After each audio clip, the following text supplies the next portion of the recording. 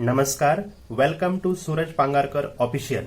दोस्तों, आज हम आइडियल गैसेस का जो आइसोकोरिक प्रोसेस है उसके ऊपर एक न्यूमेरिकल को सॉल्व करेंगे। तो चलो हम स्टार्ट करते हैं। जब भी हम न्यूमेरिकल पढ़ेंगे तभी हम प्रोसेस को आइडेंटिफाई भी कर लेंगे। देखिए, 1 kilogram of air at 350 kilo Newton पर metre cube and occupies 0.35 metre cube is heated at constant volume. हमें न्यूमेरिकल में क्लियरली लिखा है कि is heated at constant volume. इसका मतलब है न्यूमेरिकल में जो भी प्रोसेस है वो है आइसोकोरिक प्रोसेस। ये आपको एग्जाम में आइडेंटिफाई करना पड़ेगा ताकि आप सही तरीके से फॉर्मूलाज का यूज कर सके। ओके, कौन सा प्रोसेस है? कांस्टेंट वॉल्यूम का मतलब ही है isochoric process. Okay, second point होता है जब भी हम प्रोसेस को आइडेंटिफाई कर लेते हैं तो हमें उसका पीवी और टीएस डायग्राम पहले बना लेना चाहिए। एग्जाम में भी आपको ये बनाना कंपलसरी है, ये हमेशा याद रखिए। ये हो गया उसका पीवी और टीएस डायग्राम। आइसोकोरिक प्रोसेस है, कांस्टेंट वॉल्यूम है, इसलिए मैंने इस प्रकार से डायग्राम को बना लिया है। ओके,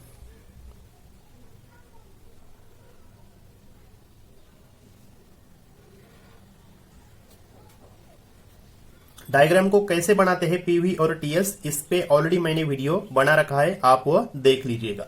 सेकंड पॉइंट था हमारा पीवी और टीएस डायग्राम जो हमने ऑलरेडी बना रखा है, अभी बनाया है। और तीसरा जो पॉइंट है गिवन डेटा। तो चलो हम फिर फाइंड आउट करते हैं क्या गिवन है हमें। 1 kilogram of air, m is equal to 1 kilogram. और न्यूमेरिकल हमेशा धीरे से पढ़े और तभी जानने का प्रयास करें कि कौन कौन से पैरामीटर्स गिवन है। एयर एट 350 किलो न्यूटन पर मीटर क्यूब। किलो न्यूटन पर मीटर क्यूब, इसका मतलब है ये क्या दिया है हमें? प्रेशर दिया है, ये हमेशा याद रखें, किलो न्यूटन पर metre cube. And occupy 0.35 metre cube. 0.35 metre cube occupy करता है, यानी ये वो दिया है हमें वॉल्यूम। हमें वॉल्यूम दिया है 0.35 metre cube. Is heated at a constant volume until the temperature has risen to 316 degree Celsius. ये हमेशा याद रखें। देखिए क्या लिखा है, until the temperature has risen to 316 degree Celsius. इनका कहने का मतलब है कि 316 डिग्री टेम्परेचर होने तक। इसका मतलब क्या है? सिंपल, ये जो टेम्परेचर हमें दिया है ये T1 नहीं है, ये T2 है। फाइनल टेम्परेचर हमें दिया है 316 डिग्री सेल्सियस। ये हमेशा याद रखें। इसको अगर मैं केल्विन में कर लू 273 ऐड करके तो ये बन जाएगा 589 डिग्री केल्विन। ओके, ये हमेशा याद रखें। आपसे ये गलती हो सकती है कि ये टेम्परेचर को आप T1 ले ले। ओके, तो चलो अभी ये हो गया गिवन डेटा। और फोर्थ पॉइंट है हमें क्या कैलकुलेट करना है, what to be find. Okay, क्या फाइंड आउट करना है? इनिशियल टेम्परेचर T1 हमें फाइंड आउट करना है। फाइनल प्रेशर ओके P2 हमें फाइंड आउट करना है। Heat added that is a Q हमें फाइंड आउट करना है।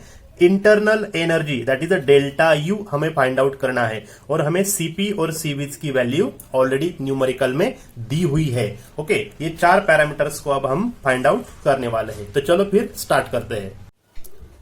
चलो हम पहला पैरामीटर फाइंड आउट करते हैं। हमारा पहला पैरामीटर था कि हमें इनिशियल टेम्परेचर फाइंड आउट करना है, that is a T1। T1 को हमें फाइंड आउट करना है। तो T1 को कैसे फाइंड आउट करेंगे? देखिए, हमारे पास कैरेक्टरिस्टिक गैस इक्वेशन है जो आप सबको पता है, that is a PV is equal to MRT। ये कैरेक्टरिस्टिक गैस इक्वेशन हमें सबको पता है। इसको अगर हम इनिशियल कंडीशन में ले लेते हैं, जैसे कि P1 V1 is equal to MR T1। Okay, तो इससे हम T1 का वैल्यू फाइंड आउट कर सकेंगे क्योंकि हमारे पास P1 V1 M और R की वैल्यू ऑलरेडी अवेलेबल है। तो चलो पुट करते हैं। इसको अगर हम T1 के फॉर्मेट में लिखेंगे, यानी T1 फाइंड आउट करना है, तो हम इसको ऐसे लिख सकते हैं P1 V1 upon M into R। अभी P1 का वैल्यू है 350 इंटू V1 का वैल्यू है 0.35 डिवाइडेड बाय M का वैल्यू है 1 इंटू R का वैल्यू यूनिवर्सल गैस कांस्टेंट है, तो आपको ये पता होना चाहिए। इसका वैल्यू है 0.287। ओके, इसको अगर आप कैलकुलेट करते हैं तो ये हो जाता है 426.82 डिग्री केल्विन। इस तरीके से हमने T1 को फाइंड आउट कर लिया है। ओके, अभी हमें फाइंड आउट करना है second point, that is a final pressure. अभी फाइनल प्रेशर कैसे कैलकुलेट करेंगे? देखिए, फाइनल प्रेशर यानी P2 को हमें कैलकुलेट करना है। P2 को कैलकुलेट करने के लिए हमारे पास एक फॉर्मूला है, आपको पता है, P1 V1 upon T1 is equal to P2 V2 upon T2। Okay, ये हमारे पास फार्मूला है। अभी इसमें से हमें फाइंड आउट करना है P2।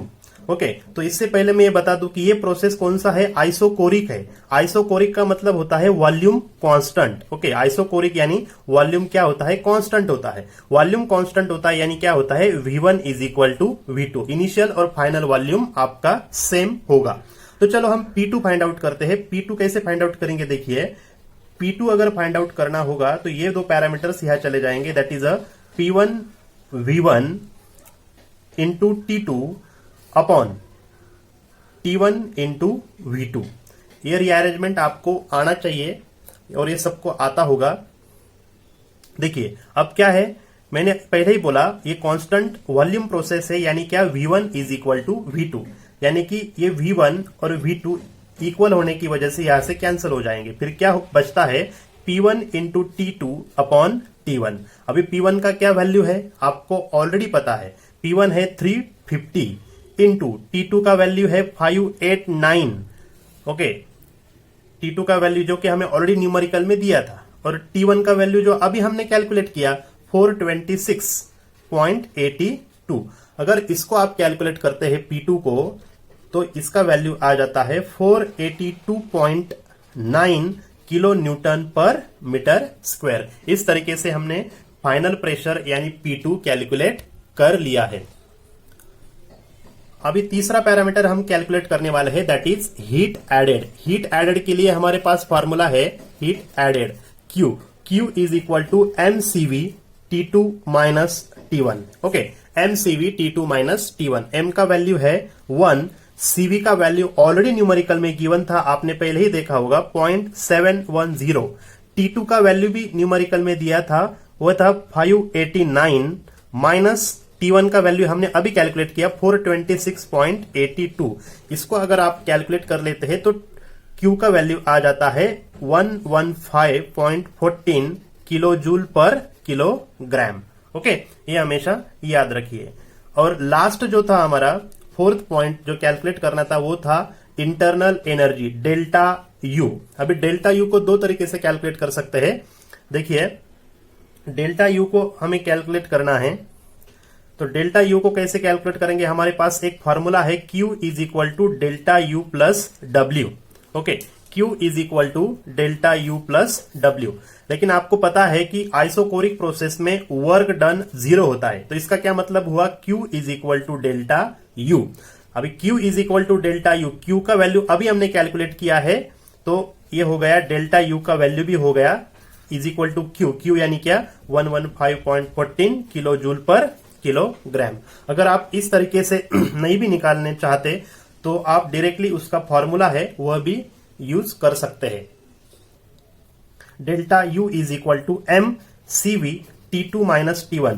इस फॉर्मूला का यूज करके भी आप डेल्टा U का वैल्यू कैलकुलेट कर सकते हैं। इस तरीके से हमने चारों वैल्यूज को कैलकुलेट कर लिया है। आपको बस थोड़ा सा ध्यान रखना होता है कि कौन से फॉर्मूला कब यूज करना है और कौन से पैरामीटर्स को पहले ही कैलकुलेट कर लेना होता है। ओके, अगले वीडियो में हम नेक्स्ट प्रोसेस को देखने वाले हैं। तब तक के लिए थैंक यू, धन्यवाद।